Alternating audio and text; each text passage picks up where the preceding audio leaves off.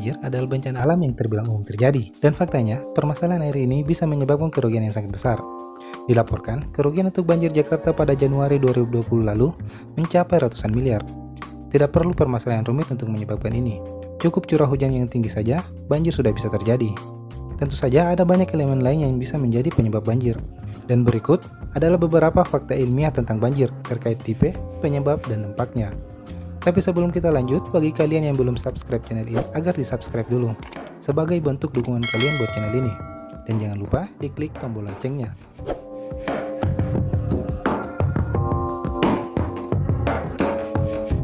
Banjir yang paling umum terjadi adalah banjir overbank.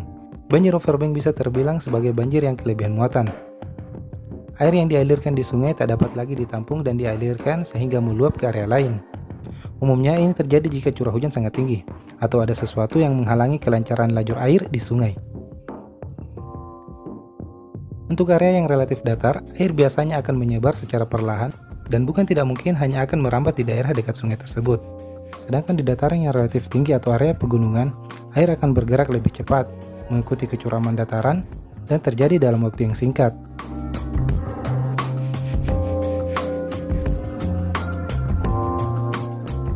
Banjir bandang adalah banjir yang paling umum kedua. Ini adalah banjir alami yang terjadi karena curah hujan yang tinggi dan sangat deras. Banjir bandang terjadi sangat cepat sehingga peringatan sangat susah untuk dilakukan. Diperkirakan hanya butuh waktu kurang dari 6 jam, banjir bandang sudah bisa muncul.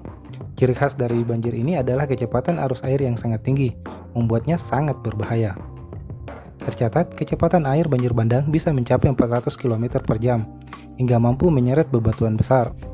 Puing-puing yang terseret menjadi masalah tambahan dari banjir ini.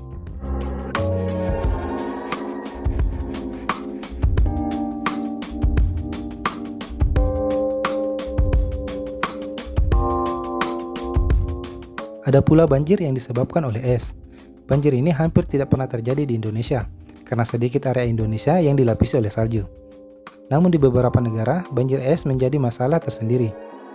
Banjir ini terjadi akibat air yang mengendap dan mengumpul menjadi es, lalu membentuk bendungan sehingga air meluap ke area lain. Nantinya bendungan es ini akan pecah, dan akan mengalir dengan kecepatan yang tinggi, menghancurkan segala sesuatu yang ada di depannya. Belum lagi akan ada bongkahan-bongkahan es yang terbawa sehingga mengakibatkan kerusakan yang lebih parah.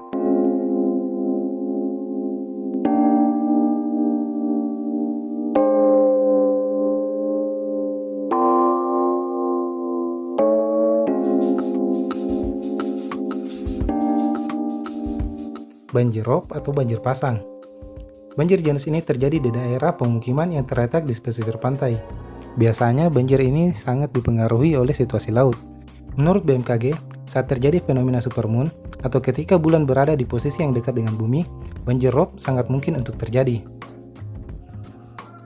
Karena fenomena tersebut dapat juga menyebabkan tingginya pasang air laut. Banjir rob sendiri biasanya tidak begitu fatal bagi struktur bangunan yang ada. Namun dalam contoh yang sangat ekstrim, seperti saat terjadi siklon atau hurricane, banjir rob dapat memiliki tingkat kerusakan yang cukup tinggi.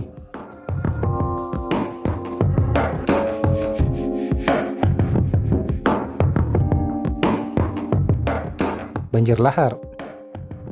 Banjir ini terjadi ketika lahar yang berada di sekitar gunung berapi terbawa turun akibat air hujan. Banjir lahar akan membawa serta banyak material-material vulkanik dan dapat menyebabkan kerusakan di daerah sekitarnya. Banjir lahar dapat memiliki suhu yang berbeda-beda, tergantung pada suhu dari laharnya. Selain itu, banjir lahar juga dapat menyebabkan terjadinya pendangkalan pada sungai dan membuat air sungai meluap ke daerah sekitarnya.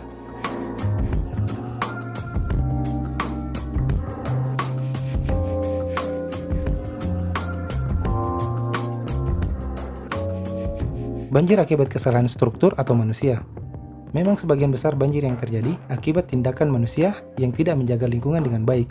Tetapi banjir yang satu ini memang benar-benar terjadi akibat kesalahan manusia saat membangun suatu struktur bendungan. Sebagai contoh, ketika suatu bendungan jebol akibat kesalahan teknis dan membanjiri wilayah sekitarnya. Hal ini termasuk dalam kategori banjir buatan manusia. Selain itu, banjir yang terjadi akibat kesalahan drainase juga termasuk dalam kategori ini. Biasanya, banjir ini dapat terjadi kapanpun selama ada kesalahan manusia, sekalipun tidak ada hujan yang terlalu deras.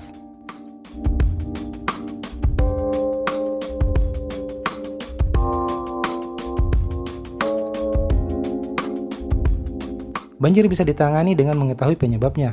Oleh karena itu, sangat penting untuk melakukan penelusuran apakah penyebab utama terjadinya banjir tersebut untuk bisa menemukan penanganan yang tepat. Sekian dulu untuk video kali ini, semoga bermanfaat. Terima kasih sudah menonton sampai akhir, dan sampai jumpa di video selanjutnya.